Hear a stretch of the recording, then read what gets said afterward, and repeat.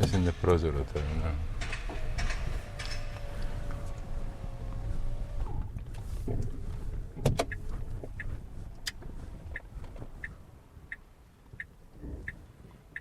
Mi smo on the air. Lagana kišica. Da. Pozdrav svima.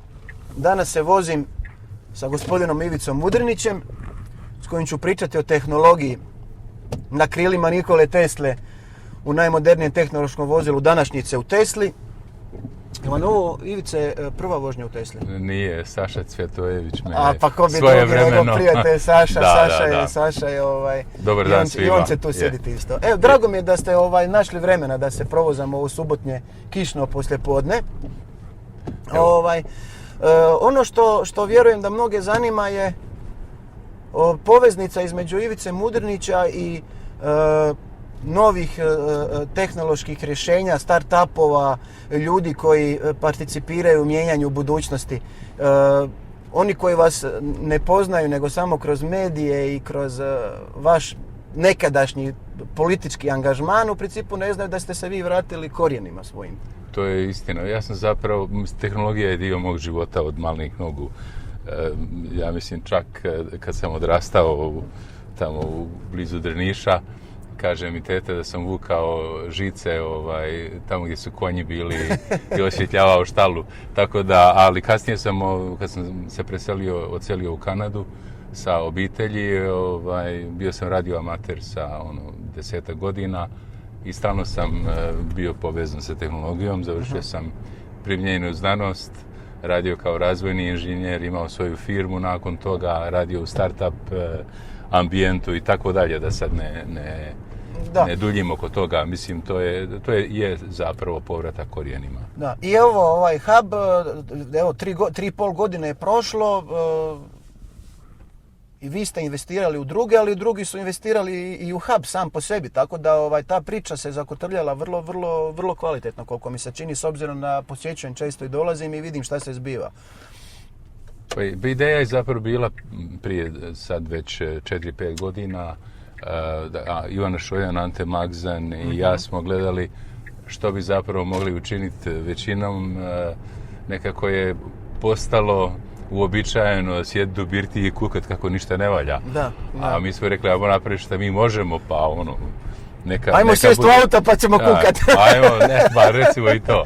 Tako da smo krenuli s tim, ne znajući zapravo kako će se stvar razvijati, ali bilo nam je zapravo s jedne strane zanimljivo probati tako nešto. Drugo, mislim da svi imamo neku obavezu u nekim godinama probati vratiti nešto društvu. Da. Nekako omogućiti ovoj mladeži.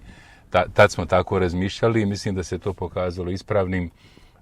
Pomoć njima stvoriti ambijent u kojima mladi ljudi mogu živjeti i raditi ovdje, ne moraju bježati u Irsku ili gdje god. Jasno. Pa dobro, mnogi ne odlaze zbog financijskih razloga, nego i zbog ovih drugih. Upravo zbog nemogućnosti da artikuliraju svoje poslovne, a u ovom slučaju što pričamo tehnološke nekakve projekte, ideje, jer ne samo što smo mala zemlja, nego jednostavno i Amerika je možda jedino mjesto na svijetu gdje u ovom momentu možete, već duže vrijeme možete nešto akcelerirati, brzo napraviti, a da živite za to. Tako da po meni ti odlasci ne moraju biti loše. Evo, vaš primjer, vi ste otišli kao dijete sa obitelji pa ste se opet vratili i dajete svoj doprinos kroz ovaj hub, na primjer. Jel? Tako da po meni ti odlasci ne moraju biti nešto loše, nego može biti razmjena iskustava, znanja. Ja mislim da je jako teško suditi o tome, to je vrlo individualno. Međutim, za većinu ljudi to nažalost postane jednosmjerna ulica. S druge pak strane, i naše razmišljanje vezano za hub je bilo da mi zapravo možemo danas živjeti ovdje, raditi ovdje, a prodavati svoje usluge ili rezultat svog rada na globalnom tržištu, uključujući Sjedinjene Države.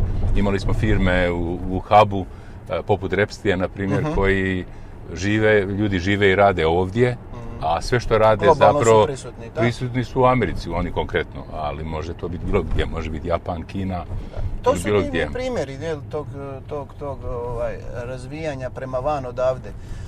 Definitivno, no kako mi da riješimo problem da u domovini Nikole Tesle se u principu država, politika kao da se stidi tog genijalca koji je definitivno obilježio cijelo 20. stoljeća, čije su misli ideje duboko penetrirali u 21. Zašto je to po vama tako da se jednostavno njegovo ime i njegovo djelo kod nas čisto prigodno se nekad manifestira kroz nekakve izložbe, ali po meni nasljeđe Nikole Tesle, domovine Nikole Tesle bi trebalo biti da mi omogućimo upravo što vi sad pričate i što i radite u Hubu, pametnima i mladima da nešto stvore i da implementiraju tu pamet. Nekako njegovo nasljeđe bi trebalo biti živo, a ne u polucilindru i brkovima. Pa mislim, Nikola Tesla je očito bio jedan od vodećih mislilaca 20. ali i druge polovice 19. stoljeća. Mislim, čovjek je apsolutni genije. Da. Prema tome, mi možemo samo biti ponosni na činjenicu da on potječe iz ovih krajeva. Nešto je tu uradio, napravio, odrastao i preselio se. Mislim da danas za takav potez, prije svega treba afirmirati njegovu ulogu. Da. I treba apsolutno to prihvatiti kao činjenicu i to može biti primjer i uzor mnogima koji imaju potencijal, kapacitet na različitim područjima da to razviju, plasiraju i iskoriste na najbolji mogući način. Problem hrvatskog društva su zapravo vrijednosti koje su pobrkane. Mi smo zapravo prestali cijeniti rad, obrazovanje, uspjeh. Ne znam šta sve cijenimo, pa to je nekako odraz toga. S druge pak strane, mislim da vlast generalno treba postupno vratiti ljudima sa pozitivnim vrijednostima. A to znači da mladi ljudi koji imaju afinitet za to trebaju se uključiti i probati promijeniti stanje. Apsolutno, mislim svakako, nigdje, ja uvijek kažem, jedan je onaj koga je država iz prve prepoznala. Jer onda baš i nije nešto pametno napravio. Ali definitivno, meni je fascinantna činjenica da se mi u Tesla vozilu vozimo na autopilotu u domovini Nikole Tesla i da možemo pričati o tim stvarima na takav način. No međutim, priča i činjenje su dvije različite stvari. Činimo jako malo. Jako malo činimo, ne vi i ja, kao društvo, kao država. Činimo jako malo da te vrijednosti istaknemo još više. Pa evo, kad pogledamo ulaganja u znanost su nam manja od 2%. To je sve točno. Međutim, ja mislim da mnogi ljudi ne trebaju čekati ni državu, ni neku strukturu, neku instituciju, nego radi šta možeš. Da. Mislim da puno toga je moguće napraviti. Radi što možeš, ali u skučenim okolnostima ne može se baš puno. Pa nisam siguran da je to baš istina. Ima tu, na primjer, EU fondovi su dobra prilika za mnoge. Jesu, sjajna prilika. S druge strane, nije samo Hub prisutan, ima i drugih sličnih inicijativa. Netko može sa računalom, sa laptopom doći kod nas, iznajmiti radno mjesto i početi raditi u roku 15-20 minuta. I to za relativno simboličan, mali novac. Tako je. I onda je u krugu ljudi koji stvaraju, rade, proizvode, prodaju i tako dalje. Mislim, hoću reći, ne treba samo kukat, treba napraviti što se može. Definitivno, da. A društvo treba postupno mijenjati. Mislim, to je na svima nama. Ne treba čekati nekog premijera, predsjednika ili predsjednicu ili šta ja znam. Promjene treba činiti na svim razinama. Mislim, to je ono što nam nedostaje. A tehnologije i promjena tehnologija su prilika za sve nas. Da. Dakle, globalizacija je omogućila da mi možemo, kao što rekao ranije, živjeti i raditi bilo gdje u Hrvatskoj. A biti prisutni globalno, da. Biti prisutan bilo gdje. Tako definitivno je točno. Što vas drajva u životu? Šta vas najviše u tome zanima što se tiče tehnologije? Što vam je to, recimo, nekakav, onako reći, favorite zone? Pa ne znam, teško je reći. Meni tehnologija koja omogućuje nove stvari, tehnologija koja omogućuje da se popravi životni standard ljudima, tehnologija ja zapravo s tehnologijom se i igram, da se razumijemo. Nije to samo kao ozbiljan posao. Ja kupujem ove neke gadžete da vidim šta mogu raditi, kako se koriste i tako dalje. Mislim, I tehnologija je samo sredstvo zapravo. Cilj bi Hoće trebao vidjeti biti kako ova drugo. tehnologija ubrzava sad na semaforu. Pa možemo, ovo je fantastično vozilo, mislim, ovo je baš nešto Malo je mokro, posebno. ali ravno je tu, nećemo veliku brzinu, samo ćemo pokazati kako naglo ubrzava. Pa može, to je baš dobro, sviđa mi se. Pa onda ćete vi probati poslije. Može. Lijep je auto, udoban je jako. Opa! Kad bi imali krila, već bi bili u zraku. Da, na krilima Tesle. I to bez zagađenja. Ono što je zanimljivo za ljude koji vole vožnju i to, a ja volim, je da ovdje možete malo stisnuti glasa da ne ispadnete primitivac na neku, kad vozite po noći ili negdje po gradu. Ne naravno sad divljati, ali naglo akcelerirati do limita, a da ne stvarate buku. Da, to je fascinantno sa Teslom, zato što a i nećete imati nekakve, ajmo reći, negativne konotacije, ispustili ste previše CO2 u atmosferu. Da. Super je. Mislim, ovo je jako impresivno. Ono što je moja ideja bila od prije, da kroz to nekako, ajmo reći, ime Nikole Tesle i njegovu povezanost s Hrvatskom kao mjestom gdje se rodio i nigdje drugdje se nije mogao, ne može se roditi na dva mjesta čovjek, znači rodio se tu. Kako povezati ekologiju, prirodu, to je ono što im se najviše hvalimo, i tehnologiju. I pojava Tesla vozila je u principu bio savršen primjer da kroz Tesla vozila i ljude koji se voze u jednom tom projektu koji smo pokrenuli, u principu da pokaže i drugima da je vrlo zabavno doći u Hrvatsku, voziti se na struju, da se imate gdje napuniti, da imate što vidjeti i da možete konzumirati zanimljive sadržaje. Tako da puno je toga nama na dohvat ruke, ali kao da smo slijepi kod zdravih očiju i to ne vidimo. To je ono što mene dosta smeta prilikom djelovanja u Hrvatskoj, jer bih htio da se stvari odvijaju brže. Znači nije problem, ja volim izazove i volim kad volim i zapreke, volim rješavati probleme, ali volim i to brzo raditi. Znate, dobro, jer ne možemo živjeti 300 godina. Da. Ako u svom životnom vijeku možete napraviti samo jednu veliku stvar, divno je. A ako možete napraviti, društvo vam to omogućuje da napravite 3-4 takve stvari, zar to nije još bolje? Jer definitivno ne pogone nas sve želja za moći i za novcem. Znači stvaranje je jedan osjećaj koji je vrlo divan i uzbudljivo je rješavati probleme, i uzbudljivo je znojiti se i ne spavati 3 ili 4 noći kad nešto rješavate i onda ga riješite. Ima ljudi mazohista koji to vole, ja sam jedan od njih, ali uvijek je to ali u zraku gdje jednostavno puno je stvari o kojima ja ne volim pričati, ali ih moramo spominjati. Porezne presije, gdje vi kad idete pokrenuti posao gdje morate automatski direktno u vašem hubu, svi mladi direktori firmi, oni žive 24 sata dnevno za taj svoj projekt, moraju si upisivati nekakve sate, plaćati doprinose i obavezno sebi dati plaću 5.000 kuna.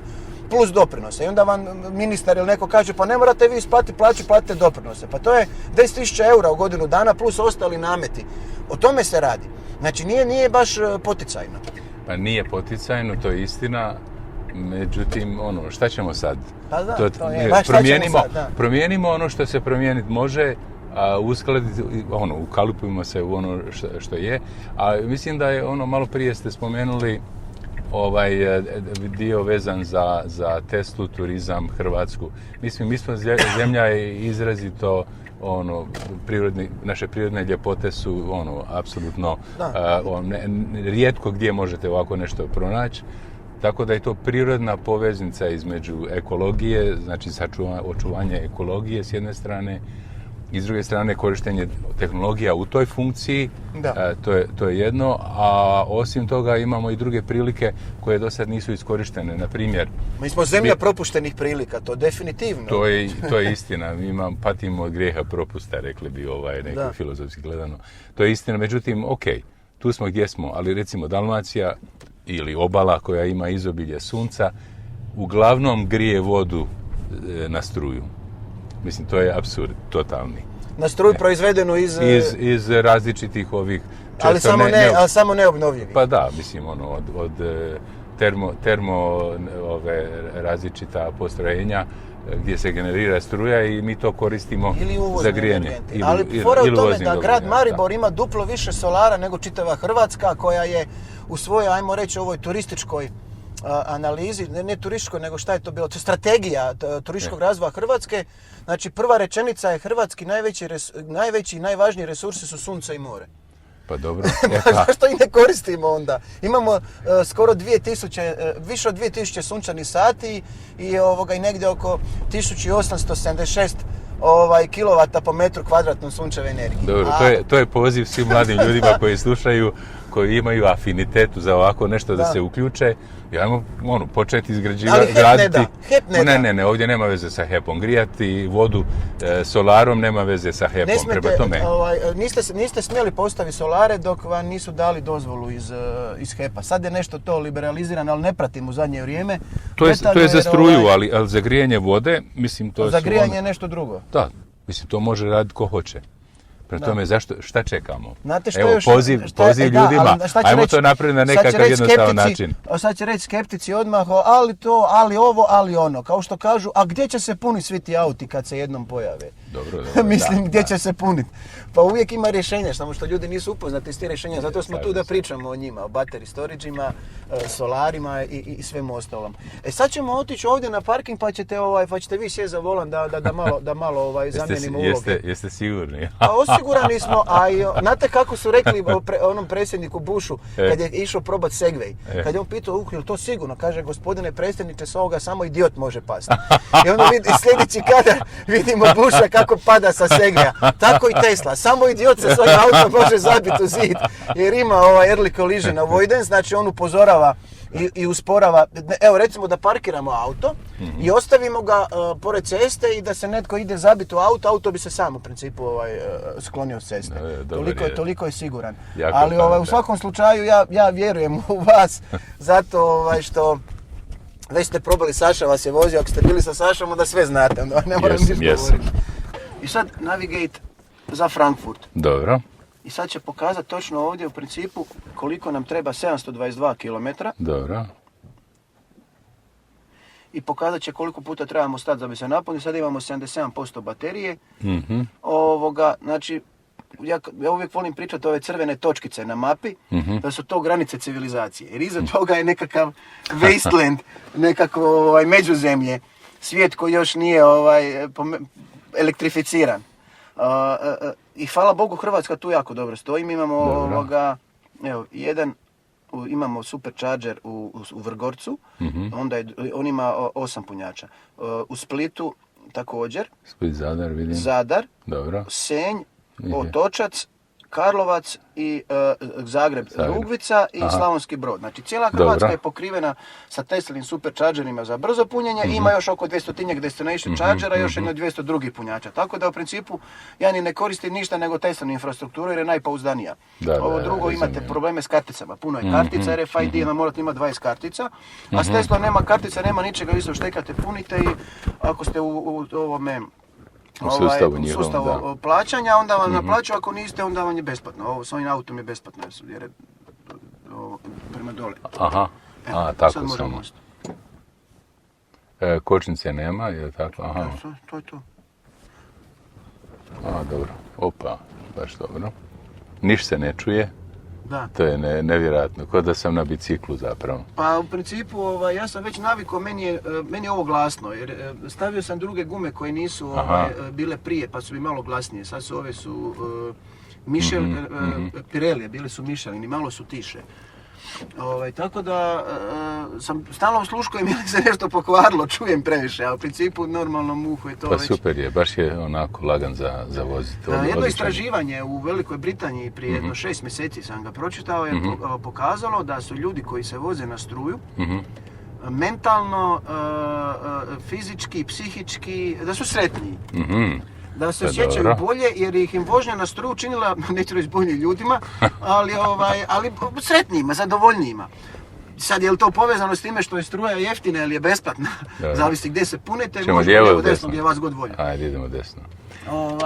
Tako da ta fora sa strujom je više benefita. U bogatoj Norveškoj je još dodatno boostala lokalnu ekonomiju jer se ljudi više voze, ne odlazi novac na benzin i gorivo, nego na kulturu, na sport, na hranu, višak vam novaca ostaje. Sa vozilom ove klase potrošnja je goriva velika, sa nekakvim ekvivalent, ajmo reći Passat 2.0 dizel. Njega je 6 puta skuplje voziti u Norveškoj nego Tesla. I koji nam je domet sada? Imamo 77%. 77%, to možemo koliko vidjeti u možemo kilometrima. daleko? Sad ćemo vidjeti koliko možemo daleko. Ja uvijek stavim na postotak jer u principu menadžeriram svoju vožnju. Sad ćemo vidjeti, ovdje ćemo staviti sve. Energy distance, znači možemo preći, evo piše vam tu koliko možemo preći. 347 km. Dobro, to nije loše. To nije loše, s obzirom da je na 70, ali to je kalibrirano sukladno mojoj načinu vožnje. Moj način vožnje je malo agresivniji i onda je i potrošnja veća. Tako da s ovim vozilom se može preći kilometara koliko god treba. Ja sam znao i na nuli preći 50 km ili se voziti iza autobusa ili kamiona 90 na sat ili 100 i onda vam je potrošnja i do 30% niža. Da, jer ga vuče zbog zraka i sve to skupa čini tako da zanimljivo je to sve spoznati ili nadopuniti bateriju i tako dalje.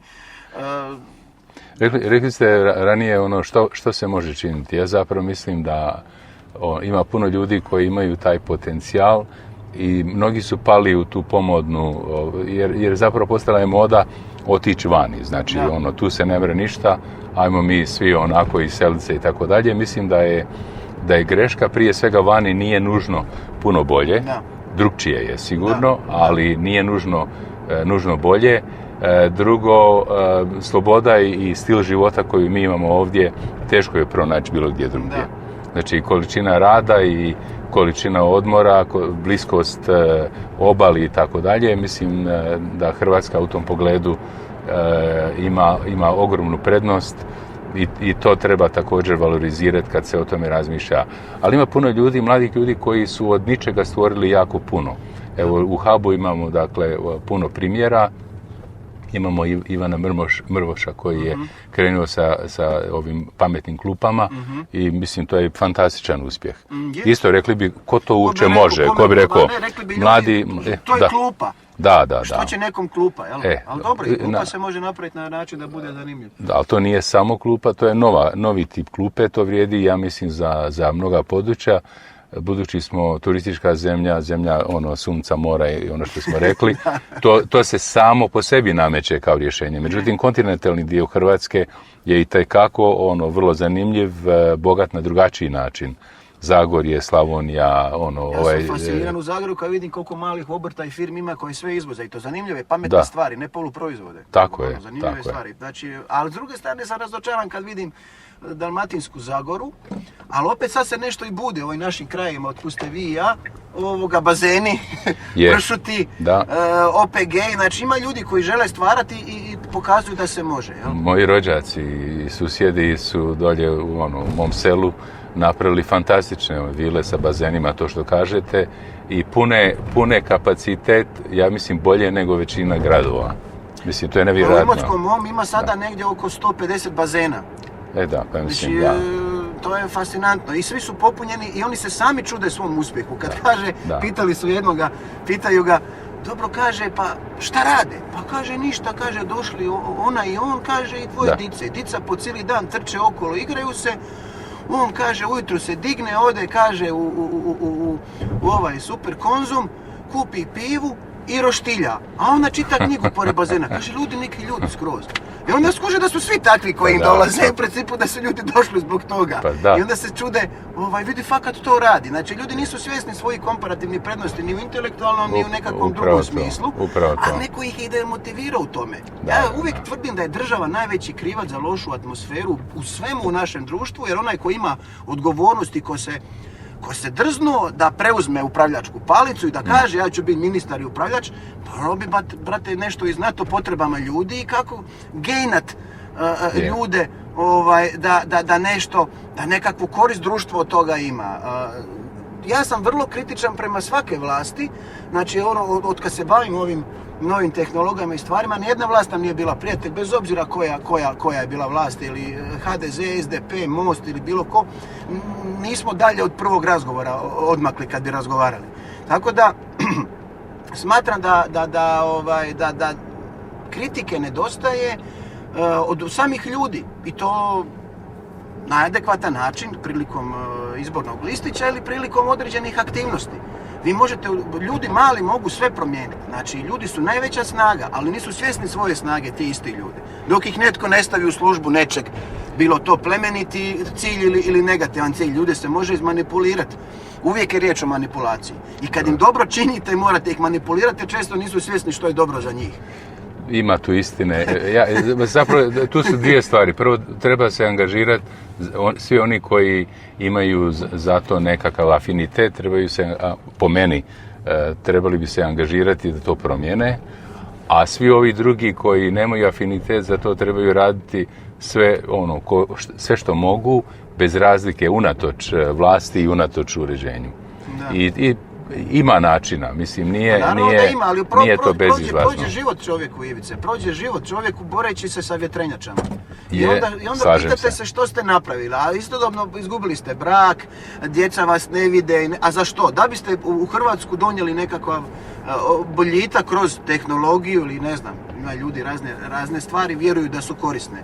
Možda ovo što ja radim nije korisno za društvo, možda to što vi radite isto nije korisno za društvo, ali u principu čini dobro i vama i nama i ljudima, ali teško je vjerovati u to. Ja vjerujem da je to vrlo mjerljivo. Ja znam da dio onoga što smo učinili u zadnjim godinama, a i prije toga, je bilo od velike koristi mnogima. I ja sam s tim zadovoljan zapravo. Ali vi ste se ogradili dosta od politike. Vi kao da se trudite da vas uopće ne dovodi u vezu da ste ikad imali veze s politikom. Pa nije, ja nemam problema sa svojim stažom u politici, to je bilo drugčije vrijeme. Rat i poratno vrijeme, to je bilo vrijeme za sebe i mislim da je teško usporediti to vrijeme i danas. Mislim da smo tad imali drugačiji entuzijazam. Meni je žao što je društvo kao Hrvatska, građani ove države, što je njihovo povjerenje i taj elan koji je tad stvoren, što je prokockan tim propustima koji su učinjeni. Ali tu smo gdje smo, prema tome ne treba gledati šta ćemo se fokusirati u retrovizor. Ne, pa upravo tome... Idemo graditi novu budućnost. To sam čekao da kažete. Fokusiraju se na prošlost. Pa da, treba zabraniti retrovizore. Evo. Slažem se. Osim u autu. Ne treba, autonomna vožnja, pa evo... Ovdje ima 100.000 km na autopilotu odvoženo većinom. Uglavnom retrovizorima neće ni biti potrebni, to se potpuno slažem s vama. Da, naročito onaj retrovizor koji seže u Drugi svjetski rat i prije. Pa da, jer to nam ne treba. Energiju na gluposti i na stvari koje novce na kraju krajeva. Energija je novac. Vrijeme je novac. Ja najviše poludim kad čujem da neko kaže izgubili smo samo vrijeme. Pa ja zapravo mislim da... Ima li šta vrijednije od toga? Pa to je, s jedne strane to je istina, a s druge strane, mislim, treba krenuti danas. Danas je novi dan. Sutra ujutro, bez razlike što je nedjelja, treba se probuditi i reći, dobro, od sada idem raditi nešto novo, nešto drugčije, na drugačiji način i krenuti iznova. Pa šta, bilo je, nema veze, ako je prošlo neki broj godina, dana, šta god, idemo ako ima netko dobru ideju, ako želi nešto napraviti, ako želi promijeniti posao, dati neki doprinos, nek to napravi. Da. I jednostavno, prestati kukat i gledat, 50 ili 70 godina unazad. Apsolutno da. I kukat nad, ovim. Apsolutno se slažem tu s vama, ali tu ste vi lično zanimljivi zato što vi niste skloni promjenama. Skloni ne promjenama, što bi se reklo. Skloni ste promjenama, skloni ste pivotima, pogotovo iz jednog, ajmo reći, političkog, u korporativni, iz korporativnog u start-up. Tako je, pa da. Potpuno je nespojivo na izgled, ali vam je donijelo bitno iskustvo. Kako danas gledate na ovo svoje doba u Deutsche Telekomu i u HT-u? Pa dobro, mislim, to je isto bilo jedno fantastično iskustvo, ali nakon 15 godina na čelu HT-a sam sam odlučio da je dosta, 15 godina je stvarno previše, dosta sigurno. Tako da je bilo vrijeme za promjenu. Kad vidite sve te procese jednom ili možda 2 puta, onda stvarno nema smisla to raditi dalje. Dođe vrijeme prepustiti nekom drugome kormilo.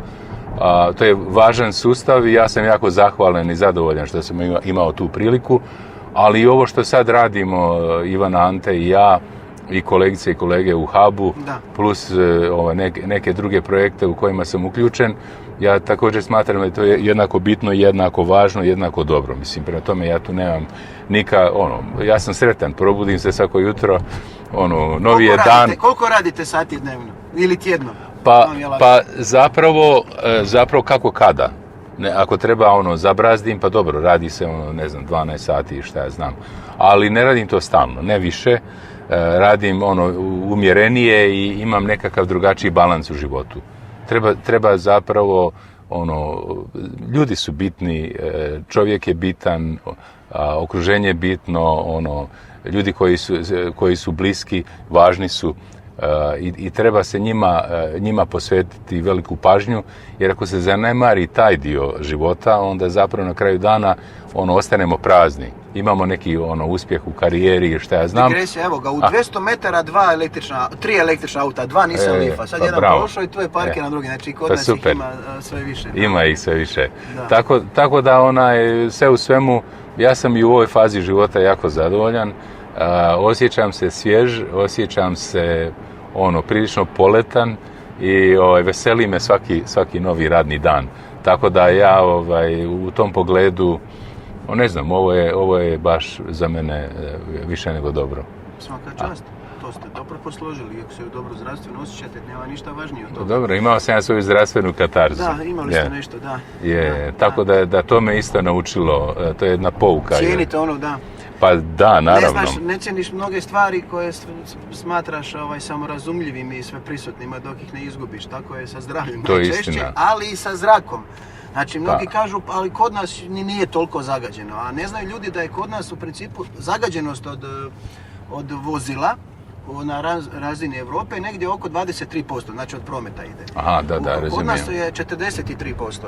Opa, znači, puno više, jer imamo stariji vozni park. Aha, to je istina, da, to razumijem. To je to. A u Europi, lani je u Europi umrlo 440.000 ljudi od izravnih posljedica od ispušnih plinova od cestovnog prometa. Pa mislim da nam treba revolucija u tom pogledu. Mislim da ne samo Hrvatska je mala na svjetskoj globalnoj sceni, mi možemo biti dobar primjer kako se nešto može uraditi, na primjer ovo što vi promovirate sa električnim vozilima i električnom fotonaponskom strujom ili solarnim ovim energanama, ali ima puno više za učiniti. Ono što sam spomenuo malo ranije, grijanje vode, grijanje prostora, zatim gledati na koji način, kako na drugačiji način organizirati procese ili neke društvene stvari, a da manje zagađujemo s jedne strane i da efikasnije iskoristimo ono što imamo. Tako da mislim, u tom području leži ogroman potencijal i za mlade ljude. Mlade, ne mislim samo biološki mlade ljude, to su ljudi koji imaju znanje, energije, svježe ideje i voljni su nešto probati. Prema tome nije nikakav grijeh probati i ne uspjeti. Najveći je grijeh propust ne probati ništa. Prema tome onako, to je. Da. Čini pa i pogriješi, ali barem nešto da se učini. Apsolutno. A recite mi, imate li koga na ovoj našoj sceni s kim volite razmijeniti te ideje i mišljenja koje recimo vaših shvaćanja i vaše godišta, da nisu svi mlađi? Pa mislim, ja se uglavnom oko takvih pitanja konzultiram sa Ivanom Šoljan i Antom Magzanom vezano za Hub, ali ima nekoliko ljudi s kojima... Ima li neko iz stare vlade, s kime volite popričati o tim stvarima? Pa ne toliko, ja mislim da su se okolnosti u tom pogledu promijenile. Imam prijatelje koji su tehnološki vrlo napredni, prijatelji koji su društveno angažirani, koji razumiju sve ovo o čemu smo pričali, promjene koje su nužne i način kako bi mogli eventualno promijeniti stanje u društvu. Dakle, to svakako da. Po meni najvažnije je imati na umu da svi poslovi, sve firme su samo ljudi. da je samo o ljudima riječ. I način kako ljudi rade zajedno, da je to iznimno bitno, način kako ljudi u društvu surađuju zajedno, da je to iznimno bitno, a osim toga na osobnoj razini ja zapravo mislim da i u firmama, ali i kod pojedinaca, da su ove osobne katarze, znači vlastite katarze, vrlo bitne. Neka vrsta obnove, jer mi govorimo znači, o promjenama u poslovanju, u transformaciji firmi. U čovjeku? Ali čovjek je temelj svega zapravo i bez promjene u čovjeku ne možemo ništa od ovoga drugog realizirati. Zato je najteže u firmi, ako želimo transformirati firmu, obnoviti ju ili dovesti ju u ovo novu paradigmu poslovanja, da se malo sofisticirano zvuči, ali to je zapravo osuvremenjavanje poslovanja, zapravo ovisi o našoj mogućnosti da pokrenemo promjene kod zaposlenika. A kod pojedinac koji ne obnavlja sebe, on zapravo postupno umire. I svaki od nas, to je moje duboko uvjerenje, to vrijedi i za mene. Sljedbenik filozofije od Heraklita. Znači, stalno preporađanje, stalna obnova, stalno rađanje, vatra, stalni pokretač, on to svemira. To je periodično obnavljanje. Jer ako toga nema, onda mi zapravo zamremo i postupno, ako se ne razvijamo, počnemo tonuti i lagano zapravo gubimo relevantnost. I zato je potrebno nekad vi morate napustiti posao, napustiti čak zvanje u kojem jeste i preći u nešto drugo što vas više zanima i otvoriti novu etapu života u kojoj ćete realizirati taj novi vlastiti put. Tako je. Ja biste mene pitali o tim promjenama, znači start-up, korporacija, politika i tako dalje. To sve temeljite promjene. To je na neki način odraz takvog razmišljanja, a to me je i na kraju krajeva i moje zdravstveno stanje uputilo na takvu promjenu. Ministar Ćorić, sadašnji ministar energetike, je bio prošle godine sjedio tu gdje vi sad sjedite.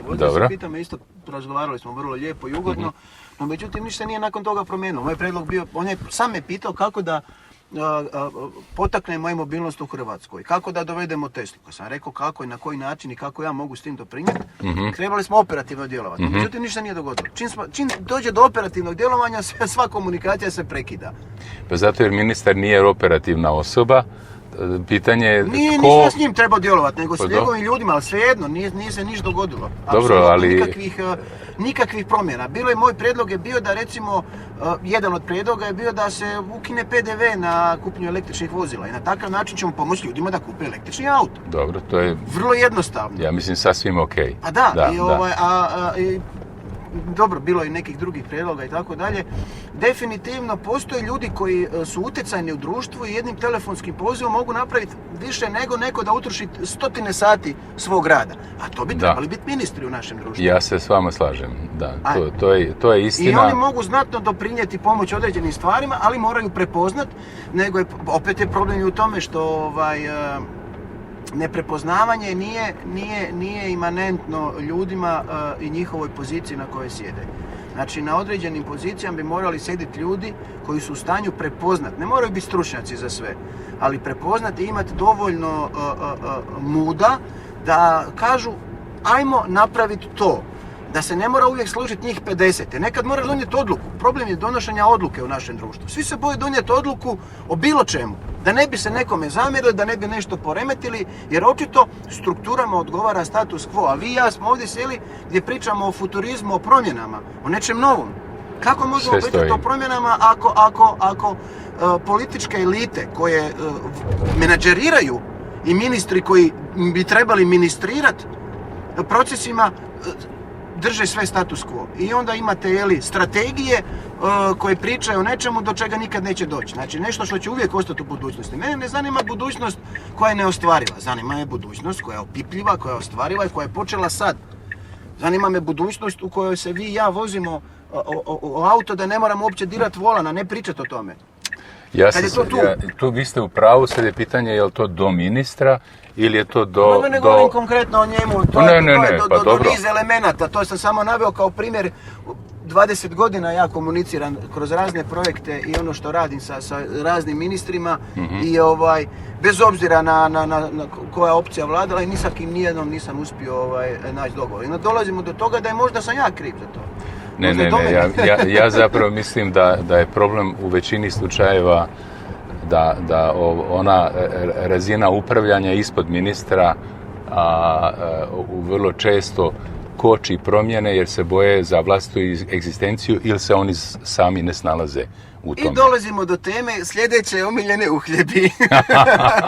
Znači, možemo mi pričati o tehnologiji koliko god hoćemo i pokušati nešto raditi, ali je puno lakše kad vas u tom mehanizmu koji smo spomenuli ministara i nižih struktura, kad naiđete na čovjeka koji razumije, ali kako ćete naići na čovjeka koji nešto razumije kad je inovacija koju oni podržavaju selfie stup? A svaki mobitel je, šta će vam selfie stup od mobitela, na primjer? To stoji. Ja bih možda, ja mislim da svaki organizam štiti sebe od negativnog vanjskog utjecaja. Najviše jednostanični? Recimo jednostanični, ali svejedno, organizacijska jedinica može to biti, ne znam, javna administracija ili dio nekog ministarstva ili šta ja znam. Ako želimo promjenu, oni sami neće napraviti promjenu koja ide njima na štetu. A svaka im promjena ide na štetu, jer ih je previše. Zato poticaj... Trebalo bi ih prvo smanjiti. Zato poticaj treba doći izvana. Prema tome, to dolazi od prvog čovjeka vlade, od prvog čovjeka sabora, od prvog čovjeka države, šta god.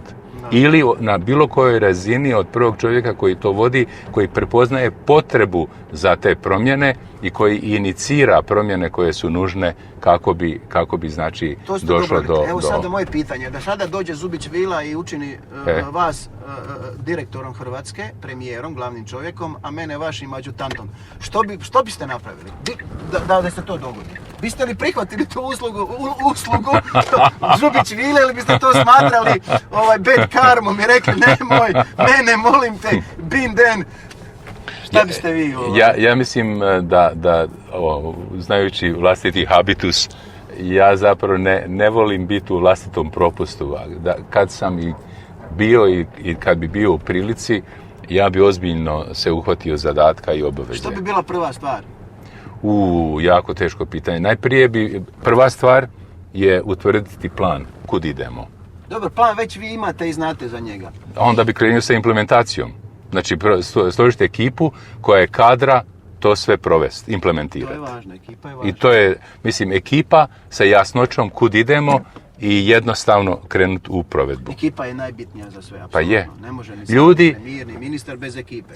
Dakle, ja zapravo mislim da organizacijska jedinica, lista i tako dalje ne mogu biti nikome odgovorni. Bez odgovornosti, a to je atribut koji fali hrvatskom društvu. A odgovornost može dati imenu i prezimenu čovjeku ili ženi, naravno svejedno. Date im zadatak za koji su odgovorni, date im ovlast da to provedu i ekipa koja je sposobna, kadra, spremna i tako dalje, onda se promjene mogu desiti. Koga biste vi od ovih današnjih ministara zaposlili u svojoj firmi? A nemojmo tako. Mislim, to je... Ne poznam ih dovoljno dobro da bi mogao takvu ocjenu dati.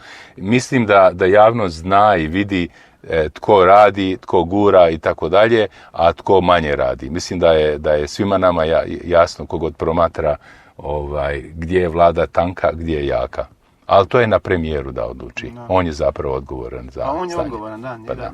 Njega ćemo kriviti, ali bit će kasno. Ma gledajte, nije stvar u krivnji, nego stvar je u poticanju promjena. Ajmo raditi, ajmo promijeniti stanje, da nam bude bolje i da ova djeca, ova mladež koja je bježala iz Hrvatske i bježi, da se postupno vrati nazad. To je zapravo nama cilj. Pa cilj bi bio da svi ugodno živimo, ali nekome je cilj da nas ima što više, ali i da se plaćaju doprinosi, tako da ovi koji su u tom uhljebskom lancu i dalje mogu ostati tamo gdje jesu. Imamo turizam, sunce i more, dolaze nekakve milijarde od turizma, plaća se najviši porez u svijetu, najviši PDV, najviši doprinosi, imamo administracije koja bi mogla menadžerirati 10 najvećih gradova svijeta. toliko ih ima, jer u tim gradovima, u New Yorku manje ljudi upravlja New Yorkom nego općinom jednom našom, nego županijom jednom našom. Kako možemo tako to promijeniti onda? Možemo promijeniti. Evo, a da nije revolucija i da nije ovoga... Pa dobro, mislim da tehnologija, djelomično tehnologija, kad se uvede tehnologija, kad se transparentnost postigne, i tome služi tehnologija, pametno upravljanje. Ne mislim pritom da nema prijetnje od tehnologije. Tehnologija može biti prijetnja, kao što je struja prijetnja, dok ne stavimo izolator oko žice, može se lako ubiti nekoga. Slično je sa tehnologijom. Tehnologiju treba primijeniti na ispravan način da nam bude u funkciji ovih ciljeva o kojima pričamo. Znači, transparentnost javne nabave, transparentnost upravljanja, elektronička razmjena podataka, dokumenata, elektroničko izdavanje građevnih dozvola, elektroničko i tako dalje.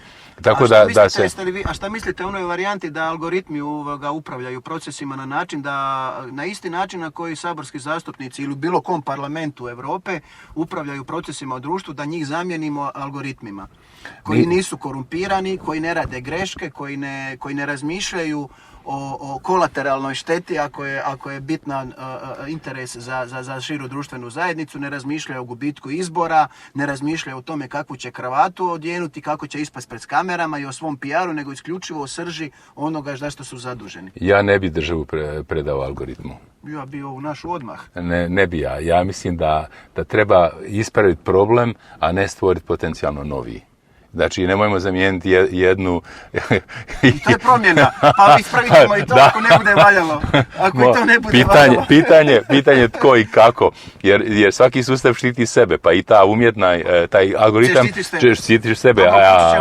Može se kontrolni jedan uključiti, jedan kod, u principu gdje on kao što recimo robot ne smije, prvo ono pravilo robotsko ne smije napraviti harm čovjeku, isto tako on je napravio da ne smije se petljati u neke stvari i u principu vi ste njemu nametnuli boks izvan kojeg on neće izlaziti, ali u okviru toga može rješavati probleme. U ovoj knjizi što sam vam pokazao od Max Tegmarka je upravo se bavi time. Pa, tako da važna je tema. Moći o tome važna je tema.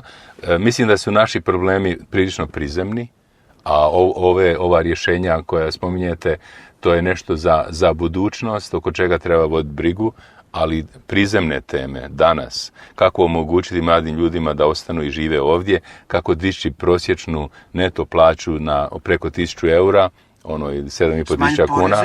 Smanjiti poreze, da, potaknuti investicije, iskoriste EU fondove i jednostavno... Zašto to oni ne vide, onda koji vode vlast? Oni to vide, a zašto ne provode? Pa zato jer imaju strukture i sustav koji nije kompetentan.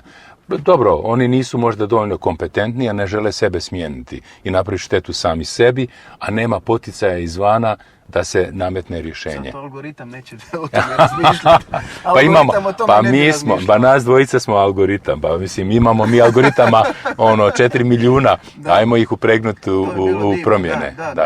Ja gledam nekako, svi volimo svoju zemlju i postoje ljudi koji ne vole svoju zemlju i kritiziramo je upravo zato da bi ona bila bolja. Apsolutno. Ja gledam nekako domoljublje danas, 25 godina nakon nezavisnosti naše države, da treba promatrati upravo kroz način na koji svatko od nas može doprinijeti boljitku. A evo, ja gledam to nekako kroz tehnologiju, naša vožnja i buduće koje će imati s drugim ljudima upravo u tom smislu da kroz jedan zabavan i opušten način malo artikuliramo određene teme koje u našem medijskom prostoru uglavnom su tamo zbog forme i vrlo često se u principu i kad imate emisije na televiziji gdje bi trebalo se razgovarati o ovim temama, imate ljudi koji tome pojma nemaju.